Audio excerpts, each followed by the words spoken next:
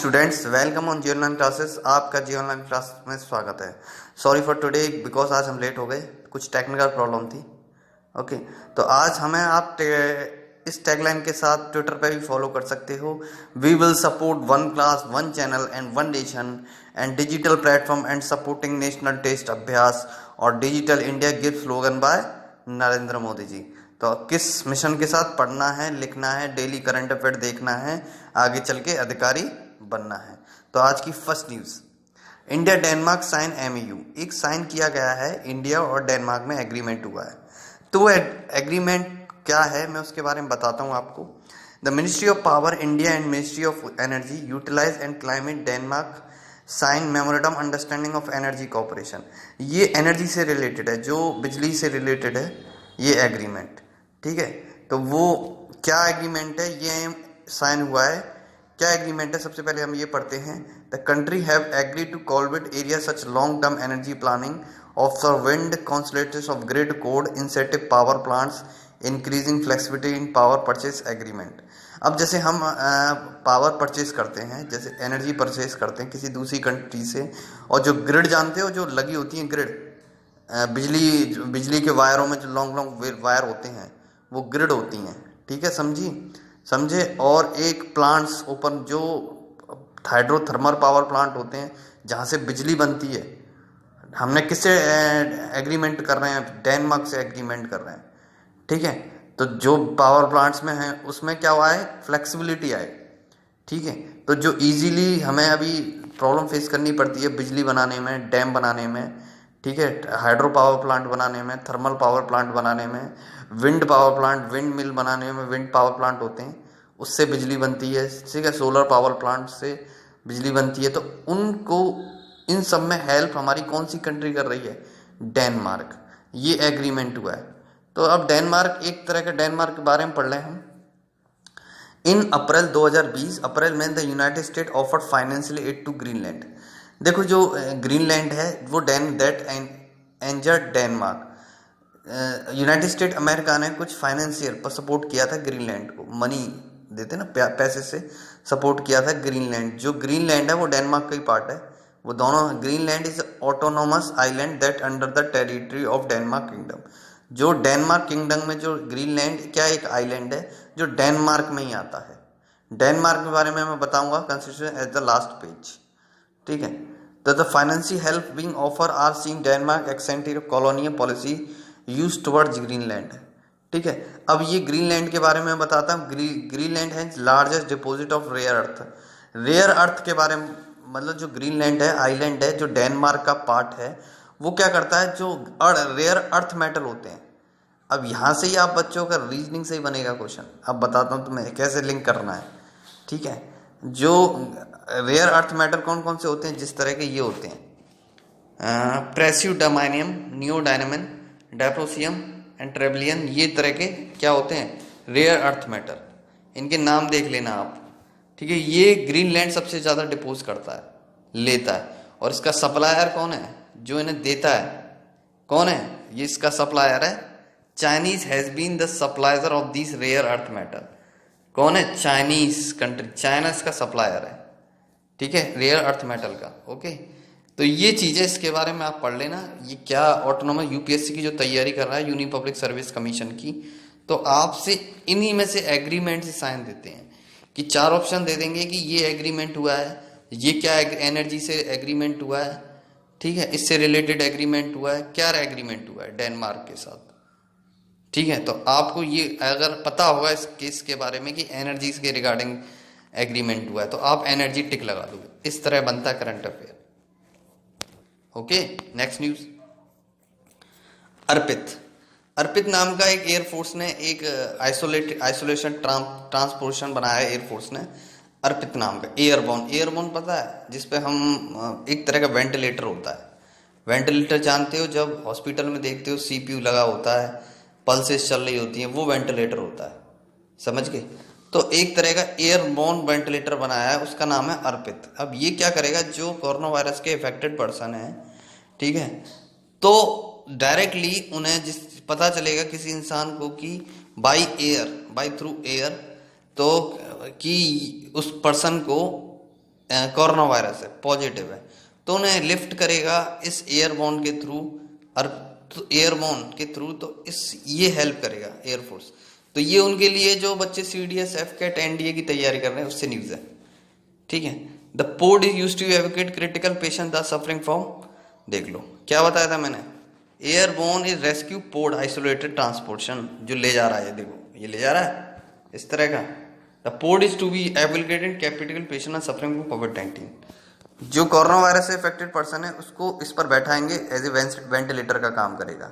ये एयरफोर्स ने बनाया है, अर्पित नाम का।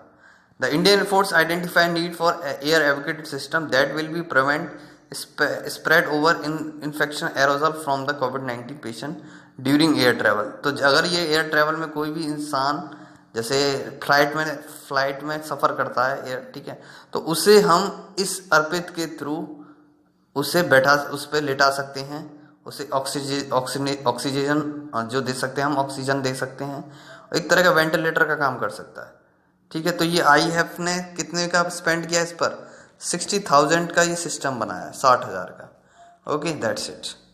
अर्पित के बारे में पता है, Arpit uses HEPA high frequency, एक टेक्निकोलॉजी यूज करिए हेपा हाई फ्रिक्वेंसी, जो क्या करती है, particulate air H13 filter to support invasive ventilation. तो एक तरह के टेक्निकल इसमें 13 फिल्टर्स यूज किए गए हैं, ठीक है, एक तरह वेंटिलेशन के लिए। और the machine also hold monitoring instrument such as pulse oximeter, defibrillation, infusion pump, ये सारी मशीन में यूज किए गए हैं। एक तो मॉनिटरिंग इंस्ट्रूमेंट, एक पल्स ऑक्सीमीटर और डेफ्रिलेशन एंड इन्फ्यूजन पंप, ये अर्पित में यूज किए गए हैं, ठीक है, जो एक तरह का वेंटिलेटर है ये, ठीक है। इंडियन एयरफोर्स इंडक्टिंग 7 अर्पित एस नाउ, अभी 7 अर्पित बनाए गए हैं, ठीक है। लॉन्ग आर्म ग्लव्स होते हैं इसमें सारा कुछ लगा हुआ है सिस्टम में, मॉनिटरिंग सिस्टम में। अब यह है इसरो से, इसरो ने साइन किया है किसके साथ, एरिस के साथ। एरिस के बारे में बता देता हूँ। The Indian space research organization recently sign memorandum of understanding with Aryabhatta research institute of observation science, ये एरिस का है। आपसे ये क्वेश्चन पूछ लेंगे बच्चों कि ये एरिस क्या है, एरिस की मैं पूछूंगा एरिस की फुल फॉर्म क्या है, Aryabhatta research institute of observation science, ठीक है। अब ये क्या है, ये कहाँ पर है, ये नैनीताल में बन गया, कहाँ पर है, नैनीताल में, ठीक है, ये है। और ये इसरो क्या है पता है, Indian space research organization, space agency का नाम है इंडिया की, ठीक है। अब ये ध्यान रख लेना आप कि इसने किसके साथ साइन किया है, एरिस के साथ। अब क्या साइन हुआ है बताता हूँ। साइन ये हुआ है कि इसके बारे में बताता हूँ कि जो स्पेस में बाकी सैटेलाइट कुछ होती हैं कि खराब हो जाती हैं, तो उसके जो पार्टिकल्स होते हैं वो पूरे ऑर्बिट में घूमते हैं, समझ गए। जैसे कोई चाइनीज सैटेलाइट है, वो टूट गई, खराब हो गई, अब वो कहाँ घूम रही है, स्पेस में ही तो घूम रही है, किसके चक्कर काट रही है, अर्थ के ही तो काट रही है, ठीक है, ठीक है। तो अब उसको हटाने के लिए दोनों ने मिलके एक प्लान बनाया, इसरो ने, एरिस ने, ठीक है, कि एस्ट्रोफिजिक्स के बारे में पढ़ाएंगे। उन जो पार्टिकल होते हैं, जो सैटेलाइट खराब पड़ी हैं, पूरे स्पेस में घूम रही हैं, उनको हटाने के लिए इन दोनों ने एग्रीमेंट किया है, इसरो ने और एरिस ने, ठीक है। इस पे R&D लगे हुए हैं सारे साइंटिस्ट, ठीक है। अब देखो इस सिमिलर एग्रीमेंट किया है, ये देखो, ISRO has signed similar agreement with university of Texas. कल बच्चों जो बड़ी क्लास की जो रीजनिंग के क्वेश्चन पूछा था मैंने कि यूनिवर्सिटी ऑफ टेक्सास आया था, उसमें टेक्सास कहाँ है, टेक्सास USA में है, अमेरिका में आ गया। इस तरह आपका रीजनिंग भी कंप्लीट होगा, ठीक है। R&D astrophysics and space environment, इस तरह का, इसी तरह का साइन हमने किससे किया, US से भी किया है, ठीक है। किस यूनिवर्सिटी से, यूनिवर्सिटी ऑफ टेक्सास, जो USA में, अमेरिका में है, ओके, एंड ऑस्टिन। ये चीज़ है, वही चीज़ है, वो बताया मैंने जो अभी बताया। अभी नया क्वेश्चन है आपके लिए बच्चे, current Gairsain declared summer capital of Uttarakhand. Uttarakhand की गैरसेन एक समर कैपिटल बना दी गई है, इसके बारे में बताऊंगा। ऑन जून 8 तो उत्तराखंड गवर्नमेंट बेबी रानी मौर्य, उत्तराखंड की गवर्नर कौन है, बेबी रानी मौर्य। कौन है, बेबी रानी मौर्य। अभी उत्तराखंड की समर कैपिटल का क्या नाम है, गैरसेन। गैरसन, ठीक है। Garrison a new summer capital, और इस गैरिसन को हम क्या बोल सकते हैं, भैरेसन, भारे रीसन। तो ये गैरिसन को हम भैरेसन भी बोल सकते हैं, समझ गए। ये कैपिटल इन दोनों की है। ये किससे लिंक है, ये इससे ही लिंक है, समझ गए, भैरेसन, ये चीज है, ध्यान रखना आप बच्चों। गैरिसन का दूसरा नाम भैरेसन, और गैरिसन कौन सी कैपिटल, उत्तराखंड की समर कैपिटल है, ठीक है। आप उत्तराखंड के बारे में पढ़ सकते हो, मैं अभी बताऊंगा, कुछ मैप दिखाऊंगा उत्तराखंड का। ये है, इसमें सबसे नेशनल, ये देखो गंगा रिवर, राम गंगा रिवर भी यहीं से उत्तराखंड से ही उसका सोर्स है, ओरिजिनेट है। और इसमें सबसे नंदा देवी नेशनल पार्क बताया था, देखो ये आ गया नंदा देवी नेशनल पार्क, ये कहाँ पर है, include Nanda Devi and valley of flower national park, it is also UNESCO world heritage site, ये यूनेस्को की वर्ल्ड हेरिटेज साइट है। और इंडिया की 27th स्टेट ऑफ इंडिया है, कितनी है, 27। और ये क्या था, state was form through the Uttar Pradesh, ये उत्तर प्रदेश से रीऑर्गेनाइजेशन हुई थी, रीऑर्गेनाइजेशन हुई थी उत्तर प्रदेश से। हाँ, पहले उत्तराखंड नहीं था, उत्तराखंड से उत्तर प्रदेश से अलग हो गया उत्तराखंड 2000 किसके तहत, एक्ट 2000 में। और ये कब हुआ था, ये 19 was covered out of Uttar Pradesh 1998 में, 1998 में, याद रखना ये चीज। अब इसमें से कि भारत की कौन सी नंबर की स्टेट है, ये 27 नंबर की स्टेट है। और ये किससे अलग हुई थी, ये उत्तर प्रदेश से अलग हुई थी, किस एक्ट के तहत, एक्ट 2000 के एक्ट के तहत, ठीक है। इसमें फेमस क्या है, Nanda Devi park and valley flower national park, और ये यूनेस्को साइट है। और इसमें गंगा कहाँ से ओरिजिनेट होती है, उत्तराखंड से। कितने सारे क्वेश्चन है, जो बोल रहा हूं उस पर ध्यान देना, मैं डिस्कस करूंगा। अब ये India PMO secretary to hold key position WTO and World Bank. अब इंडियन पीएमओ प्राइम मिनिस्टर जो अब पढ़ते हैं, ये न्यूज क्या है, वर्ल्ड बैंक से न्यूज है, ठीक है। The private secretary of prime minister Modi Rajeev Topno was recently appointed as a senior, अब देखो ये very important news, prime minister Modi का जो प्राइवेट सेक्रेटरी है राजीव तोपनो था, कहा ये राजीव तोपनो वॉज रिसेंटली, अभी किया गया था, appointed senior adviser of executive director of World Bank. अब पूछूंगा आपसे कि सीनियर एडवाइजर और एग्जीक्यूटिव डायरेक्टर कौन है वर्ल्ड बैंक का, राजीव, क्या नाम है, Rajiv Topno was recently appointed as the senior adviser, Rajiv Topno, क्या नाम है, Rajiv Topno. Also appoint a secretary at the prime minister office, PMO का जो सेक्रेटरी है कौन है, यही राजीव तोपनो है, पीएमओ का सेक्रेटरी कौन है, राजीव तोपनो। और was appointed at the world trade organization, और एम्बेसडर भी कौन है, Rajeev Topno, PMO was appointed to the world trade organization as the ambassador. अब जो वर्ल्ड ट्रेड ऑर्गेनाइजेशन का एम्बेसडर कौन है, राजीव तोपनो, ठीक है। इसके बारे में नाम ध्यान रखना। अब इसके बारे में क्या इंसिडेंट है, इसके highlight, beside this office 5 other officers have been appointed abroad, what they will have major role in economic and trade related decision, ठीक है। अब अभी रिसेंटली अपॉइंट किए गए 5 ऑफिसर, इंडियन ऑफिसर अब्रॉड, बाहर, अब्रॉड मीन्स बाहर, जो अच्छे इकोनॉमिस्ट हैं, ठीक है, ट्रेड करते हैं, ट्रेड डिसीजन कर सकते हैं, वो हैं। Athaley has been appointed adviser executive director of Asian. अब देखो अथैली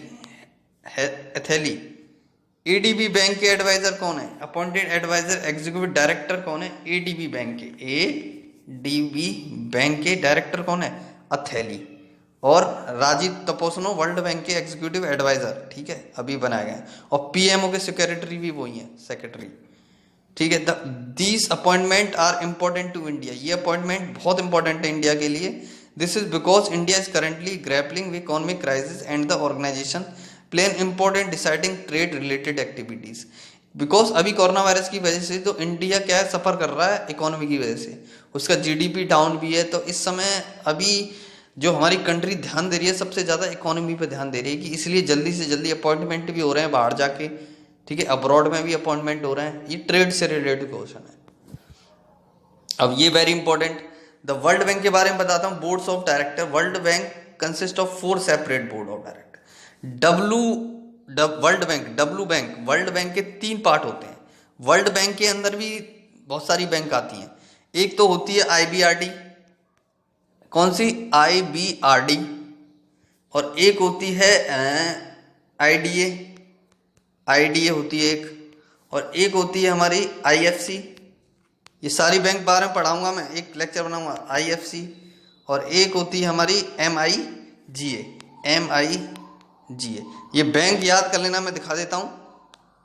देखो, reconstruction, IBRD bank, IBRD, IFC, IDA and IMA, they are 25 executive director in all. इन बैंकों में 25 एग्जीक्यूटिव डायरेक्टर हैं।